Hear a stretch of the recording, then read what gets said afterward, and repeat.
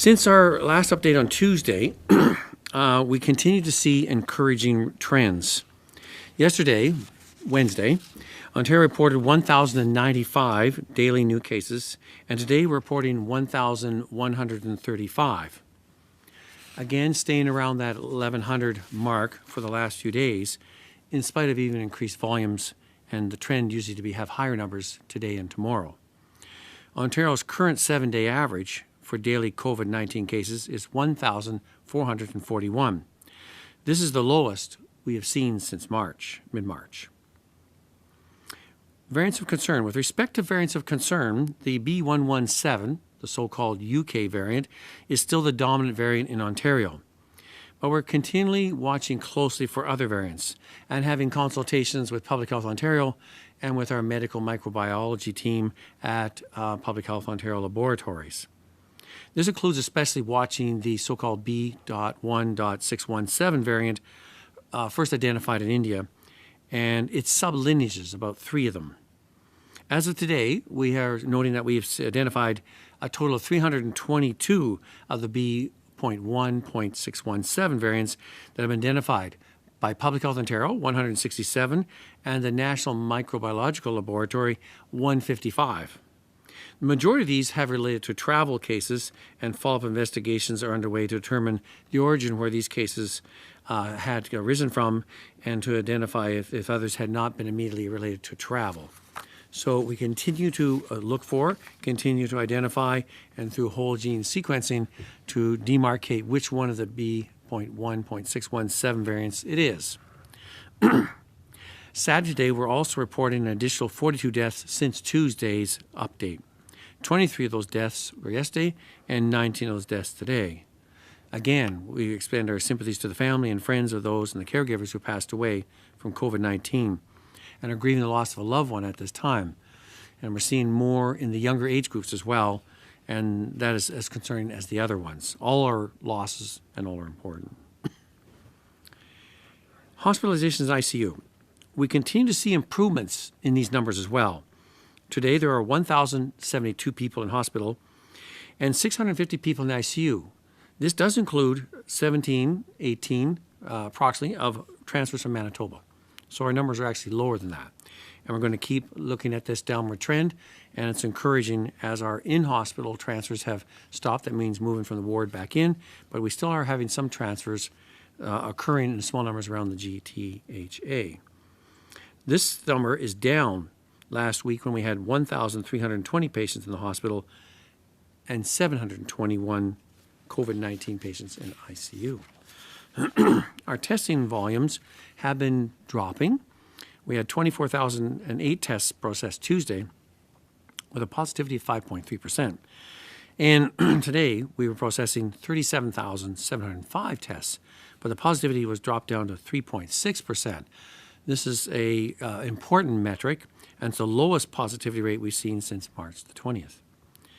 The current 7-day average, the percent positivity is 5.5%. That's down from 6.4% a week ago. Again, an encouraging trend. Excuse me. As we see our daily case numbers, rates and hospitalizations decreasing, our immunizations continue to increase. To date, more than 8.5 million doses of COVID-19 vaccine have been administered in Ontario. I'd like to reiterate what I said on Tuesday with respect to the Moderna vaccine.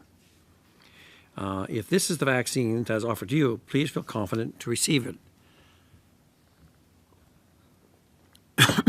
Excuse me. Dry throat. The vaccine is an mRNA vaccine, like the Pfizer, and is safe and equally effective. My concern is that if people are turning down opportunities to get vaccinated because they are waiting for a different vaccine, they risk contracting COVID-19, not something any of us want. Overall, excuse me, the trends are continuing in the right direction, and our situation in Ontario is improving. The provincial cases have decreased by 6.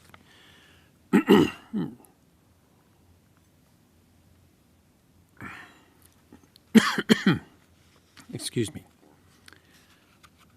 The provincial case rate has decreased by 23% in the last week, and full data to 85.3 cases per 100,000 in the province of Ontario. The R effective is down to 0.82. This is really good news. Our hospitalization ICU admissions remain high, but they are coming down and improving. These encouraging trends are because of our continued efforts to adhere to the public health measures and because we are rolling up our sleeves to get vaccinated. So overall, going in the right direction, moving assertively, bringing the numbers down. If we keep going this good direction, we will soon be able to look at entering in our framework and moving ahead on that. So again, thank you for all you're doing. Remain vigilant over the weekend coming up. Continue to go out and get vaccinated when your turn comes. And make sure that you check to see if your turn is coming and where you can go to access the right vaccine at the right time. So consult and check on that. Show up, get vaccinated, but continue those public health measures. Because remember, after you get the vaccine, it takes 2 to 3 weeks to have effect. I don't know if Dr. Heyer wants to make any further comments or to go over to questions. I think we'll go over to questions, Dr. Williams. Thank you very much. Over to you, the media. We'll go to the phone lines. Just a reminder, 1 question, 1 follow-up. Over to the first question, please. Dave Woodard, Global News. Good afternoon. Dr. Williams, in order to get schools reopened before the end of the school year, would you consider diverting all of the rapid tests that the province has to the schools to test students and staff? Well, that's a good question. The point we're looking at there is that up until we closed, we were doing testing on any student who had symptoms and having them go and obtain it at a testing center. We have been noted by the Ontario Health that they had well beyond the capacity to take all of them on, and a number of the centers have been doing that. We had undertaken some testing with rapid in one of the locations. And again, you can see with our volume of testing down, when we open, the main thing we want to make sure is, are the health units prepared to do all the case contact management, have the numbers decreased to a level, and we have been assessing and asking our MOHs that question, and we're affirming that pretty well all of them are ready to open when they're asked to do so because they feel they have reached the case contact management, which would include testing, and that's predicated not just the testing of the student, but also testing of any contacts and family members in a timely fashion with a PCR test. So we haven't rolled out the rapid testing in that setting. We've made it available if they so wish to use that at the health unit level.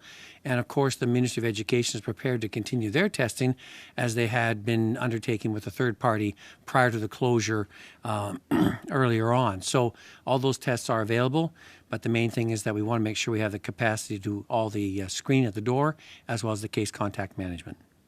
Follow-up. Thank you. Looking at the vaccination numbers the province provided today, Dr. Williams, now over 61% of Ontarians over the age of 12 have been vaccinated with at least 1 dose. And that apparently is where we should be looking at stage 1. So are we now looking at opening the province before June 14th? Are we on that 2-week clock now? And if not, why not? The step 1 did require at least one metric of over 60% of the population not only having been vaccinated, but we would like to assume that also they're vaccinated and have immune status effect. That usually occurs 2 weeks after they have been vaccinated. So that is happening now. We have an excellent response, and I'll see if Dr. Heyer wants to make any comments about the turnout on that. So besides the vaccination rate, we also are looking at other metrics in there, which includes the hospital data, the positivity rates, the different factors that are in there. So one of the most important ones is we want to have at least 60% undertaken, and we'd like to have a sense that 60% have mounted some immune status in that time before we open up.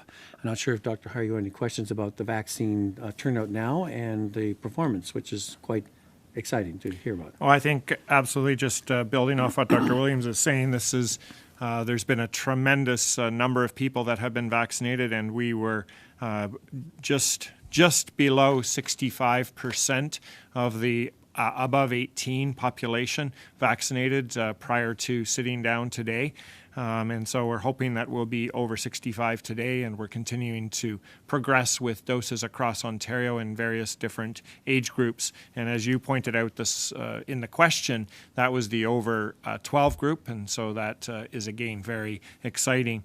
I think it really illustrates, as Dr. Williams said, just one of the factors that we must consider when thinking about opening. And Dr. Williams talked about we still having on average 1,100 new infections reported per day. And so we cannot forget that. We still have a significant number of people in the intensive care unit. So we have to think about the hospital capacity, the public health capacity, and the potential for additional spreading of infections. So vaccine is just one part of that. However, a very exciting part and one that is progressing very well. Next question. Chris Harold, CP24. Good afternoon, doctors. Public Health Ontario says they will not implement a mass screening protocol for the B1617 variant and instead will rely only on whole genomic sequencing of less than 20% of positive samples. Why is this variant being treated differently than the earlier variants of concern? Is it because of cost? Is it because of capability? And why is it taking so long to publicly communicate the count of B1617 in a timely manner? Okay, so through the answer to your questions, I'm going to focus on number 2. The main issue is the laboratory technology that's utilized to do a rapid screen PCR that was very much readily available for assisting with the B117. Then the other side ones of the P1 or Brazilian variant, as well as the 135, the so-called South African variant. So that availed itself to a PCR type of screening test that was readily available and developed by our local laboratory here. They have been working stridently to try and get something that would help on that. They have not been able to achieve that, as other labs have not either. So we'll continue to look to see if there's some more rapid screening process that might be available. In the meantime, then the recourse is to depend on whole genome sequencing and then to look at how one would do so, because that is much more laborious and time-consuming. Exacting it is, and breaking down the sub-classifications of the 617. So the answer is it's a capability one, as all labs around globally are trying to look at some methodologies to expedite the surveillance technology. But at the same time, we're going to be looking at which ones we can address in the high-risk categories and compare those in that, and watching the growth of our variants overall, because they will still show as a variant group, but not to the specific level. And so we can ascertain if there's sudden surges in that would be concerning to us. So I alluded to already, we've identified a number through the whole genome sequencing combined with our lab and the National Medical Laboratory. But we are continuing to look for any updates and further enhancements that the Public Health Laboratory system and our experts at Public Health Ontario can bring to us to assist in this new variant and its assessment and monitoring. Follow-up. Will those 80 plus be able to book second dose appointments soon, as was stated by York Region's Chief Medical Officer of Health recently? And if so, when will they be able to do so? That question, we've been carefully planning out second dose rollout plan, working together, and there will be a vaccine update tomorrow where we will talk about a number of different things to provide further updates on the rollout. And what I can say is that we carefully consider clinical reasons for exceptions to the second dose, and we consider what the supply is and how that's being delivered across the province. You'll recognize that there's 34 public health units. Each has received allocations based upon their population base, apart from those where there were hotspots, and there was additional allocations to those areas. So it's really taking a provincial view and ensuring that the specific beauty and specific logistics that may be present within a public health unit are also considered in thinking about how do we make decisions provincially. But having said all of that, there will be an update tomorrow. Tune in to the briefing tomorrow. Next question. John McGrath, TVO. Good afternoon. I've learned of a pharmacy in East Toronto that had people lined up for their second shots of AstraZeneca and has basically canceled those appointments because they don't have any kind of clarity from the province about when they will get supply available, and they don't believe that, given the short timelines, specifically the expiry date of AstraZeneca doses that are coming, they don't believe that they can administer those vaccines safely in the limited time they will have. Do you have any estimate of how many AstraZeneca doses are going to be wasted because the province hasn't been able to move quickly? Thanks for that question, John, and nice to hear from you. So the AstraZeneca work has been we have been very busy with the AstraZeneca vaccine and what was available. And you may recall that when we first started AstraZeneca in early March, we started in 3 areas: Kingston, Toronto, Windsor, Essex, and also in 6 public health units that had primary care practices providing AstraZeneca.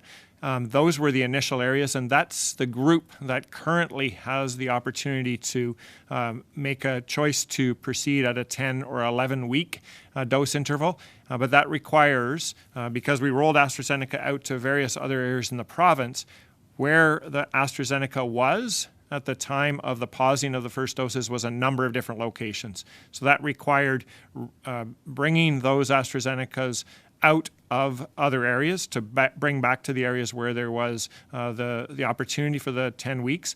And along with that, we need to make sure that the AstraZeneca that was present in those locations is safe and is effectively able to be provided. We have delivered 26,000 doses to pharmacies in the 3 areas, and we continuing to evaluate another portion of the AstraZeneca to ensure we get it out.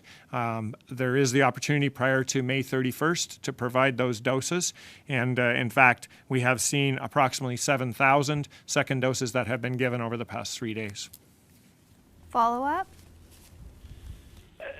So, the question I asked was, do you know how many doses are potentially going to go to waste? Because if the expiry date is May 31st, it's May 27th right now.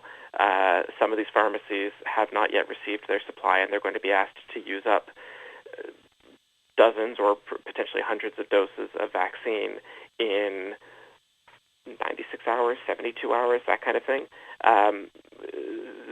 Something here is not going to work. The math is not actually going to solve. So again, do you have any estimate of how many doses are at risk of going to waste? Well, we're making our best efforts to get the AstraZeneca in a safe way to the pharmacies to allow it to be provided. The math isn't necessarily the way that you're thinking of the math. We will be providing it to pharmacies to be able to effectively deliver it within the time frame. That's our goal. That's our hope. I can't predict. I'm hoping that we won't have any vaccine that gets to the expiry date. Next question. Brian Lilly, Toronto Sun. Good afternoon, doctors. As you know, Premier Ford has written to local medical officers of health, unions representing education workers, and a number of other health experts across the province, asking for their advice on reopening schools with a number of specific questions. I'd like to hear from both of you. Can you say definitively that reopening schools to in-person learning is safe for both students and teachers under the current circumstances across Ontario? So thank you for the question. Yes, we received the survey letter and understand that the Premier is looking for responses from all sectors by Friday. So as I commented on previous times, I've been supporting opening schools for in-class attendance. The issues around the health of the students and development and other things have been raised to my attention by different experts and by a number of my medical officers of health. I think that, as I said at that time, besides our part in public health being supportive and doing the case contact management. It involves a number of sectors being assessed. That includes the boards of education, the Ministry of Education, other consultants, as well as the the teachers, the administration staff, the unions, etc. Because it is a group effort, and that was a group effort that we did before we closed, that maintained that the schools were safe, and all the measures that were in there, our cohorting, our masking, our distancing, our personal protective equipment, different things like that, as well as our screening was in place. Now our numbers have dropped back down, and it's our case contact management has improved on the public health side. So we are assessing that with our medical officers of health to see if they are prepared to open in there and do their part as far as the ongoing work with the school nurses, doing the screening, as well as the case contact management if and when a case shows up, to maintain the same level of safety that we had in the schools prior to closure for the remainder of the school academic year.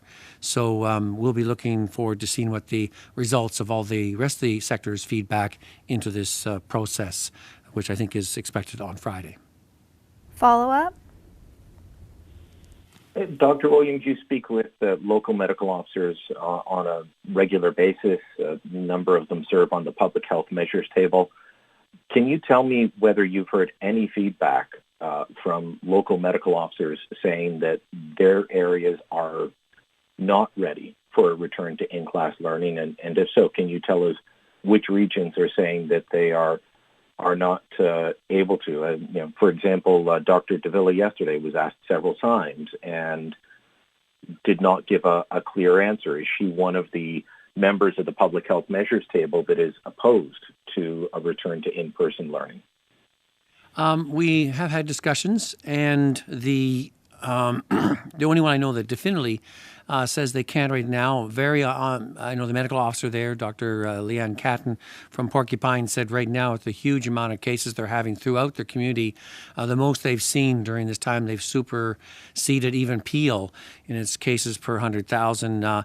It's stretching all the resources writ large, and says, unfortunately, I would have really liked to have the schools open, but this time I can't do that. We're consulting with the other ones at this time.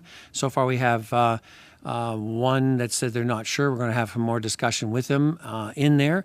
But I can say that the feedback I had as of today, all the ones around the GTHA say they have can do the case contact management, and they're prepared to have their schools opened. Last question. Cynthia Mulligan, City News. Hello, Doctor. Reopening schools is a highly divisive and emotional issue, particularly for parents. I'm one myself. I guess, could you be more clear and answer as you would to parents? Is it safe for our children to go back to school? Will they be safe? Will their families be safe when they return? What is your instinct on that question? So I think that's a very important question, because I think it's very much in the minds of parents who want to know, as compared to when we closed, is it safe? And at the time, we closed preemptively at that time because while we knew the schools were safe and there was an ongoing transmission within the schools, except for a few cases that we thought might be in a classroom, with the overwhelming increase in the community numbers that we rose up rapidly in the third wave, because we could not guarantee with our public health monitoring to assure the parents of the safety at that time, we preemptively closed the schools. And because we wanted the schools to have the history of being safe, having been safe, and we didn't want it to open now until they are safe. And we now feel that from a public health standpoint, we're prepared to handle that. Our case numbers are coming down rapidly. We're hoping to, in the next week or so, to even get down even lower, our positivity rates down. And the other thing now is that, as Dr. Hires alluded to, right now, 65% of the adult population have been vaccinated. Many of those are parents of children going to school, staff, administration, otherwise are getting vaccinated, as well as we're starting to make inroads into 13 to 17-year-olds vaccinated as well. So that was a factor we did not have at the start and the outset between the second and third wave that we have in place now. So I think in some sense that means safer, especially if we keep going out, getting more vaccines done and covering that off there, because as of this time, we don't have a vaccine for those under the age of 12 in there. Not that they have contribute a lot to hospitalizations or severity of cases with the younger children, but they have been known to carry and transmit. But if the adults are all vaccinated, it becomes less of a concern in general, writ large. So that's another added tool we have to make it sure that the schools, when they do open, are safe in there. But I think the parents, and that's why it's important, as I said before, they're a major factor in here to saying that you want to ask the questions to your public health unit in your area, ask the medical officer of health, ask their school nurses, the questions you need to want to ask to assure yourself that if your child's going back into the in-class attendance, that you're satisfied that it's safe. And so I would say it is. But I think you need to ask the questions you wanted to ask and to get the answers you deserve to hear about that aspect of safety. So, again, everybody's doing what they should be doing. Numbers coming down, getting ready to move into the framework, all moving in the right direction.